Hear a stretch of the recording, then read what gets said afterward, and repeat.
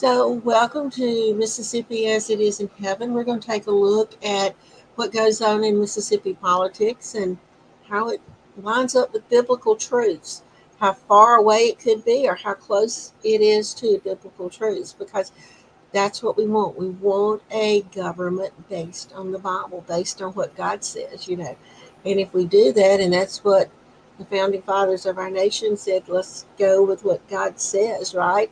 Give us his rights. And so we did that. So let's see how close Mississippi is staying to those rights. So we're going to look at several different issues and things that's going on around the state of Mississippi. And Jan, you're going to start out presenting the first one. So go ahead. All right. So the mayor and city council from the city of Jackson made a surprise visit to the Jackson Zoo 3 days ago on Tuesday. They were having a budget hearing and decided to go and visit the zoo. The zoo has cost a lot of money to the city over the past several years, and what the article, and I'm looking at a WAPT.com article. So this is what they've reported. They quoted the director of planning and development for the city of Jackson saying that the zoo had lost thousands of dollars in revenue because they didn't have card readers for admission. I don't know if that meant he didn't go on to explain that.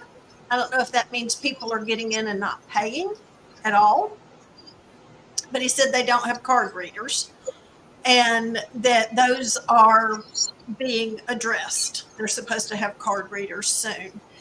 But the mayor said that he thinks it's time to reimagine the zoo, Oh, which I think is good news. I mean, I'm a native Jacksonian. I think that's good news. What did concern me though is that he still wants to reimagine it in West Jackson in its current location, which is a depressed area of the city. And I'm, yes. I on one hand I can see that the mayor doesn't want to take the only, or the main source of revenue for that area of town away and move it. Although I think the city would profit greatly Mhm. from increased visitors to the zoo if they were to move over near the Children's Museum and the Natural.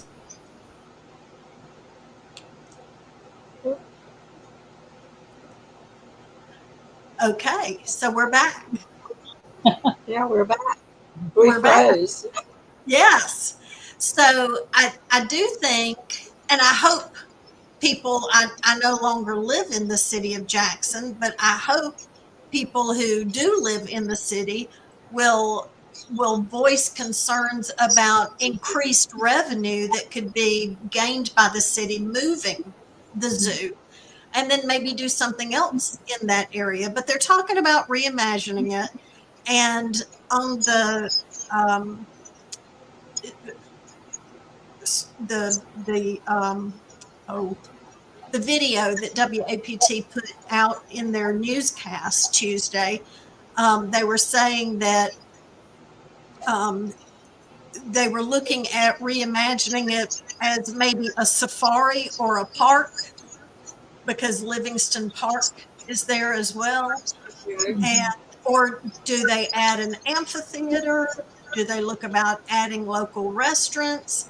That's I think something could be done in that area, but I mean, it's my thought that the zoo would profit a whole lot more if it was in the same area as the other museums.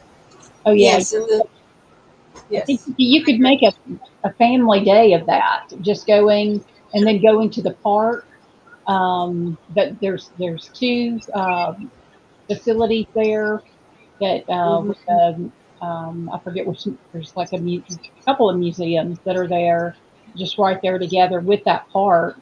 Um, and there's monies that come in to that Parks and Recreation that could probably support a bit of expenditure for that. But I remember being a child, and that was one of my favorite places to go and look at all the animals. And Absolutely. It's Me a too. Well, it's a good place, but Jackson has just topped up to the 80th murder since January 1 of this year. That's a high murder rate. But Right. when you look at where the Children's Museum is, it is closer to Rankin County. You're getting further away from inner city Jackson and the inner parts of Jackson. And it seems Oops. calmer part of Jackson in that area that's getting closer into county. So I think it would benefit with more money to put it there. Okay. Okay, we're back. Okay, we're good. All right. Yes. And for people that are already taking their children to these other Mhm. museums, the other museums are also close to the Ag Museum yeah, That's or true. Culture and Forestry Museum. So people could make a weekend out of that. Yeah, you could make a whole day in that area and or a whole weekend. Yeah, it's still Jackson. So it is. It's still yeah, Jack. I, It I, is. I had heard some rumblings about trying to move it to Madison. Um, I never heard that. yeah, it was probably a couple months ago, and I can't remember now. It was somebody was talking on I don't regularly watch television, but I was watching something from my phone, um, and there was some discussion around that, which I could see some angst around moving it out of Jackson itself, because I think that really could generate some good revenues for the city, if you know, uh, Absolutely. in tourism, in particular for Yes. that area. Yes. And I think there would be redevelopment dollars available um, for certainly community development block grant funds, I would think would be available for that area in West Jackson, that there Mhm. could still be a redevelopment. Yes, yes, Um, anyway, So, it needs to be a business decision too. You know, what's going to generate the most money for the city? yeah. I that's wonder really if true. And Yeah. I wonder if they're looking at that, setting up those machines as a way to maybe pilot for a period of time to see, all right, we have the machines in place now. Let's see if it does generate additional revenue. And because if they're actually, if you're expending more than you're bringing in, and it's been doing that for years, I mean, for a business decision, you would either reimagine somewhere else or Right. sell, or you wouldn't continue down that pathway. It's not good business then. Yeah, and it does sound um, almost unbelievable if the not having card readers means that you have to have cash Yeah. to go. I don't know how many people normally Yeah. carry Yeah. cash, no matter where they go. You know, certainly not like people used to. Yeah. Card readers would make a big difference, potentially. You would think, Possibly. yeah. Well, the other thing that I wanted to talk about today is a civic engagement summit that was held recently at Tougaloo College, and Representative Benny Thompson was there. Um, it was held at Tougaloo, but it was for students from the HBCUs, the historically black colleges and universities, and community colleges all across Mississippi. So they gathered there at Tougaloo to discuss civic engagement. And I think this happened just in the maybe last weekend. It's been very recent that it Yeah. occurred. Yeah. It was very recent, and Benny Thompson was there, and also part of the discussion is student engagement in community involvement, community planning, and also a time of educating voters and preparing Mississippi for the presidential elections, but not just presidential elections, but also our local and county elections. And of course, Benny Thompson, his position is up. It's not just presidential. His position is up with Eller running against him on the Republican side. So interesting that that summit was there. They also highlighted making sure that Mississippians were registered to vote for the presidential election. I know that some of the things that we've heard coming out of the Republican committee was just as much as the Democrats were pushing the Democratic convention was focused on getting people registered to vote. The Republicans were like, okay, we need to be doing that too. And interestingly enough, this weekend, there's actually, tomorrow, actually, there'll be a push for that voter registration, even here in Copiah County. So excited about that. But yes, to get people legally registered to vote, I think is very Yes. important. And cleaning up the voter rolls, just recently Texas did that. Yes. So we need to clean up our rolls in Mississippi again, probably as well. Yes. Yeah. We need ID, voter ID. We need the whole 9 yards. Mm-hmm. Yeah, Absolutely. I agree. And I'm not insulted if someone asks me. I mean, even when I'm working at the polls and we've got a break and it's like, all right, I need to vote too. People know who I am, but I'm showing them my ID and I'm walking through the process that I'm requiring anybody else to do, making sure that my name's on the roll, being signed off before I cast my vote as well. Um, You know, I have been a little bit concerned yesterday and today.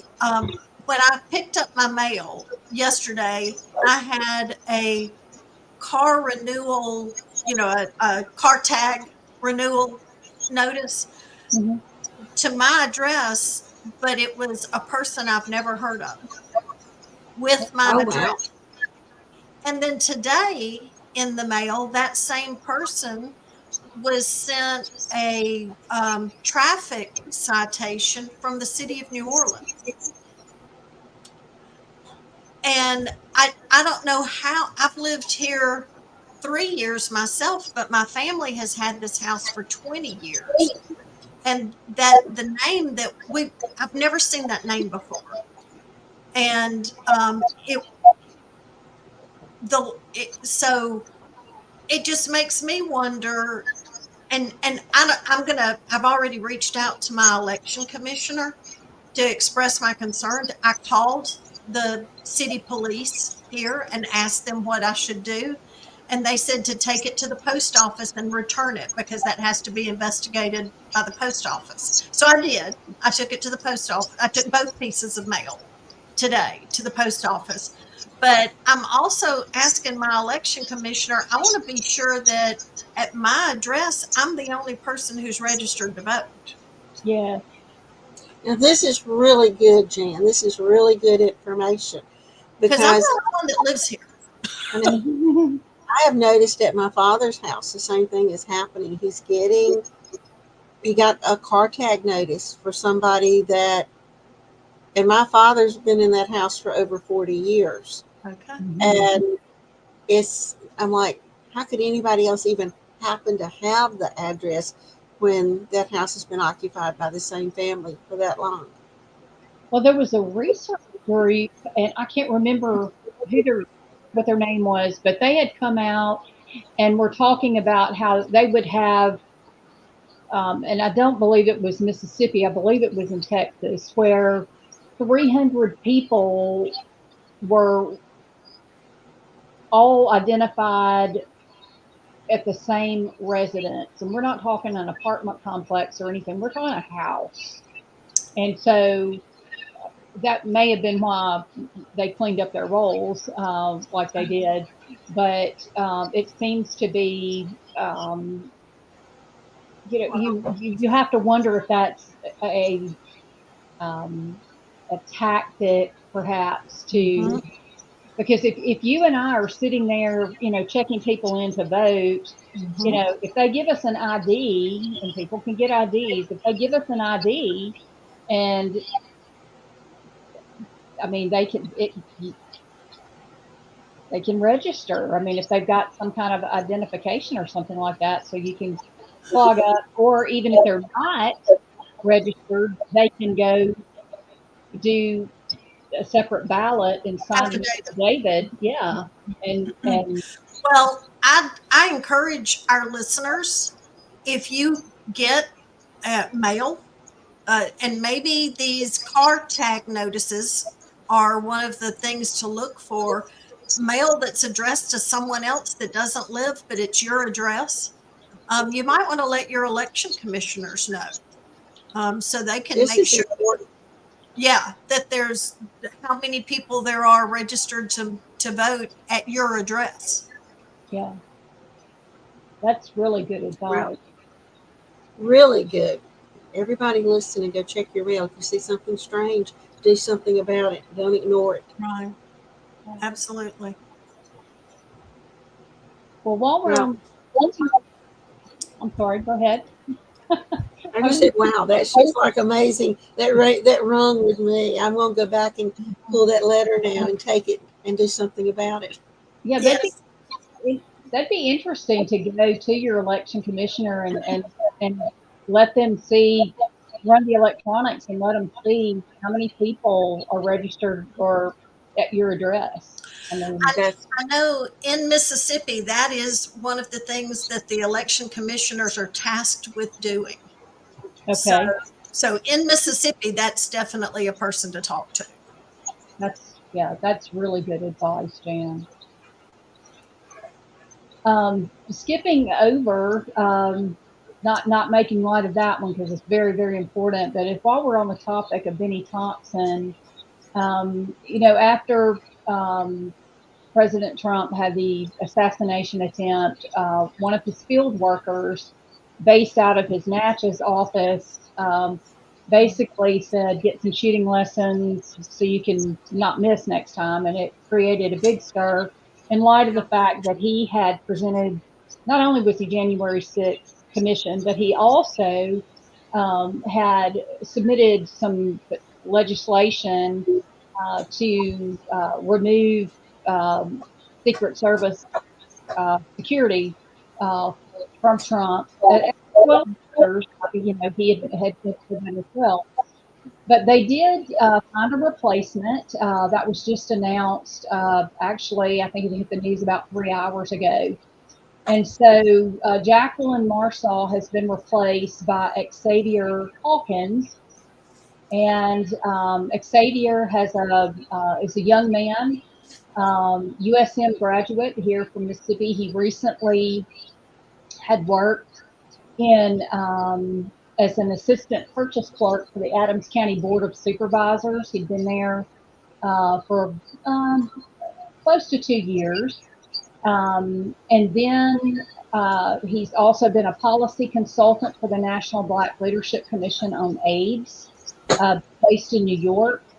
His background also includes being a digital coordinator for the Stacey Abrams for Governor um, campaign. He also has been a diversity, equity, and inclusion champion for Amazon. He's been a digital marketing and campaign specialist for ESPY. He was a marketing intern for Families First of Mississippi, member of Alpha Phi Alpha fraternity, was an athletic marketing intern for the University of Southern Mississippi, and lots of stuff on his resume here. He was the Congressional Black Caucus Foundation emerging leader in Washington, D.C. Also in D.C., he was a legislative intern for Democratic representative from Nevada, Stephen Horsford, and has also done some clerking with the Adams County government. there in Natchez, Mississippi. So quite an extensive record, just in a short time. Um, Wow. and as I said, literally announced about 3 hours ago. Well, he does have an interesting record, especially that he's worked with Stacey Abrams, apparently, and she's made quite a bit of news coming out of Georgia. That's all I can say. She's made quite a bit of news coming out of Georgia. I don't know if it was good news, though. Yeah. And, go ahead. It will be interesting to see the communications that come from his office Yeah. now, from that field office. And I hope we will see equity from his diversity, equity, and inclusion background. I hope we will see that applied Across the board. across the political lines. Yes. That's right. That is right. You're going to have it on one side of the political line. It's got to be on all sides of the political line. Exactly. Exactly. Exactly. And then too, there's a lot of these diversity, equity, and inclusion programs that are shutting down. Even one at Ole Miss recently shut down because what they were finding is that it was causing more division than it was inclusion. A lot of companies are kind of transforming that more into perhaps a belonging, type committees, those types of things. And, but yeah, and then speaking of Ole Miss, a couple of things hitting Ole Miss on the education front. They've recently had one of their fraternities placed on a suspension for hazing. That was Phi Delta Theta. And another thing to note that's going on at Ole Miss is the Mississippi Cannabis Research Program has been authorized and signed by Governor Reed, so that will have some oversight by the pharmacy school there. Okay. And then moving on to Mississippi State, keeping all things fair and love and war. Just interesting to note that the 2024 Bulldog Bash is going to actually include Ludacris, who will be present October 4th, taking the stage at 9:15. This is an outdoor event. It will be at the city intersection of Jackson and Main Street in Starkville. Well, so if you want, it's going to be everywhere to be on Main Street. You'll hear it for miles and miles, more than likely. No doubt. Yeah. Ludacris is going to be interesting on Main Street of Starkville. Mm-hmm. Jackson and Main. That's also, I think Dan had pointed out in a conversation earlier that's right around Rosh Hashanah, and as we hear the Feast of Tabernacles as well. Another thing worth noting is the time of that. If we're looking at our the ancient prayer watches in Israel, so that 9 p.m. time frame, 9 p.m. until 12 a.m. is the night or seeking watch. And that was also a time where there was tremendous revelation that would begin to flow. So, like Daniel, don't leave the presence of God until he's fully downloaded the complete revelation that he has for you. And so I'm just thinking, from the Christian lens, faith lens, that's one way. But if Satan's working the opposite, he's working through a time of tremendous revelation as well, and seeking to take that on as well. So something just to be mindful of. That's really good, because Satan knows how to use these time slots. He Absolutely. understands them. Yeah, I may think I'm getting older, but he's been around a lot longer than I have, so so I have to Good point. remind myself, like, oh, I missed that. Wait a minute. Um, Well, that's a lot there. Well, I've been looking at this voting coming up because we're very close into voting, and some of the stuff we've talked about with voting is very important. Okay, watch your mail. I'm going to say that again. Watch your mail. If you're getting mail at an address that shouldn't be there, let your election commissioner know. It would be fascinating to know how many people might be voting at your address. Yeah. Wow, so I'm going to check this one out. But I looked into the second congressional district, okay, which is the district that Ron Ellard is running against Benny Thompson in, which some of the riverfront cities, because this is the river, okay, are Greenville, Natchez, and Vicksburg, okay. Other major cities in this district are Clarksdale, Greenwood, and Clinton, which is Clinton right outside of Jackson. So this district is coming all the way up into parts of Jackson, but not all of Jackson. And it comes into a little bit of Madison County, but not all of Madison County. mm-hmm. So it's interesting how this district is drawn. I think you ought to look at it sometimes. You just need to pull up a map. We don't have it on a map to show, but it takes 28 counties in this district. So there's 82 counties in the state of Mississippi, and Mississippi has 3 different congressional districts. Okay, so basically, if my math, at least 54 more counties for the other 2 districts. Okay, to be divided out. So basically, this is a pretty big hunk of counties to me. Okay, it's a lot of counties, but there's 82 counties, and this encompasses what we call the Delta. So I found some interesting things about the voting dynamics is going to be in this district. Okay, remember this is where Benny Thompson and Ron Ellard are taking on each other. The other one of the biggest things is this district is home to 5 of the 8 universities. Pretty interesting. Alcorn, Delta State, Jackson State, Papaya, Lincoln Community College, and Mississippi Valley. Okay, so that's 5 of the 8 universities, which that just leaves MSU, Ole Miss, and Southern.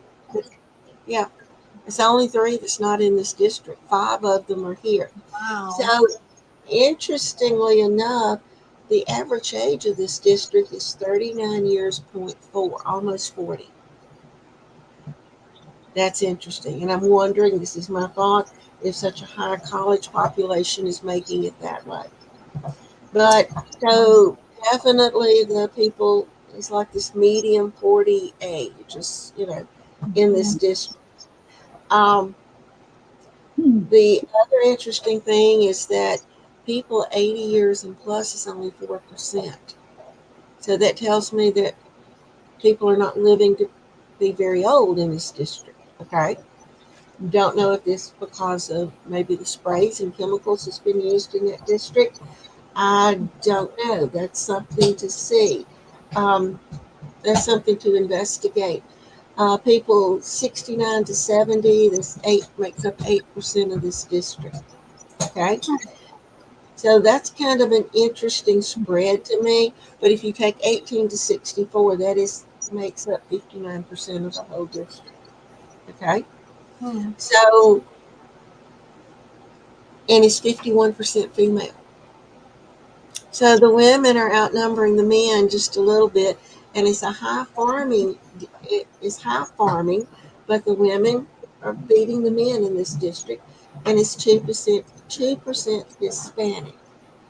So this is the race that's coming up. This is Benny Thompson has such influence everywhere, and Ron Ellard is the Republican opposition here. But what I was doing myself is because we have a Supreme Court judge up for election, and we have District 2, I was looking at District 2, and in my mind, it's basically almost the same number of counties. It basically makes up almost the same county. It makes up the coastal counties. Now I'm talking about in comparison. If you look at District 2 with the 28 counties, what happens is in the Supreme Court judge, which is the same election, okay, and one of the things I've learned about the Supreme Court judge is it's an 8 year. It's not 4 years. It's 8 years. So whoever gets this district, and the Supreme Court judge this is District 1. It is not District 2. So it may be a little confusing, okay? Because when the court system calls it District 1, our congressional districts calls it District 2. But here's what happens, okay? For some reason, this district crosses the state. And here's how it crosses the state. Okay, it is the same counties that makes up Benny Thompson's district. And then it comes across, Hinds County is in Benny Thompson's district, but it goes across and picks up Leake, Madison, Neshoba, Newton, Kemper, and Knoxville. So basically that's in Lauderdale. Lauderdale is in that. So that's 7 counties going across. It's not in Benny Thompson's district, which I find is interesting. Okay. So this one is going across the state. Okay. So it looks like it is almost the same, but it's not the same. One is called District 2, and that's your congressional district. But the same counties plus 6 more make up District 1 for the Supreme Court judge.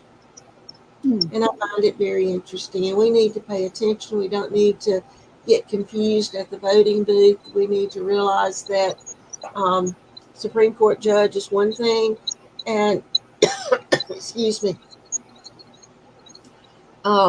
these voting districts are another thing. But it's interesting because whoever sits in that Supreme Court position, there's a lot of things that come into that Supreme Court decisions.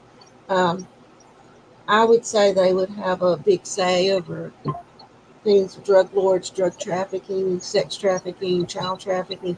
There would be a lot of things that would come up from those districts just looking at that. So that's my part tonight. That's what I'm bringing to the table. And I think it's real important, this voting thing. We've got to get registered to vote. If you're not registered, if you're getting strange mail at your house, you need to turn it in so you can find out how many people are registered at your house. Yes. Which I'm going to do that immediately. And you need to realize that if you're in District 1, if you're in District 1 for the Supreme Court, it's the same thing almost as District 2 for the congressional vote. Okay? Yeah. I want to add to that. It's time for people to wake up and pay attention. It is. Yes. We've got to pay attention, and we've Yes, got to be proactive. Mm-hmm. And we can't just kind of wander through this and not realize that we're dealing in this one election in the same counties with 2 different districts, one for judge and one for congressional, but it's the same counties involved. Yeah, I have been aware, as working in the precincts, that there will be split ballots in some districts because of the way those district lines fall. And even in one precinct, you could have one voting precinct is even a different line, different boundaries than these congressional boundaries and, in the Supreme Court boundaries. So in one voting location, one precinct, you could have people with different ballots based on where they live. And they call that a split ballot at that particular voting location. So people need to pay attention to that too. You need to make sure that you're casting your vote on the right ballot. That's right. That's good. Wow. Okay, so Mississippi, we just need to put everything down by God's law and God's way of doing things. Because we brought up a lot to you tonight, a lot to think about. We brought up a lot of things that could cause confusion in the elections. Okay, and God wouldn't want confusion. God wants fair elections. God is all about fair elections, and whoever is there and to win, you know, is going to win. And something we don't realize, but go read it in 1 Samuel 17. God told Samuel, Samuel, they're not complaining about you, they're complaining about me. They want a king, so I'm going to let them have a king. You know, oftentimes we need to think about that.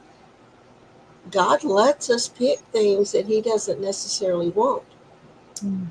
So we need to find out how God wants a voting ballot cast. We need to understand who we're voting for, what we're voting for, and vote the heart of God and not the heart of man. Yes. Absolutely. That's good. Okay, so everybody, thank you for joining us, and we'll be back with some more news for you to think about next week. So join us again. We'll be on YouTube, and so if you will like us, you know, that thumb up thing, we would really appreciate it. Everybody be blessed. Good night. Good night.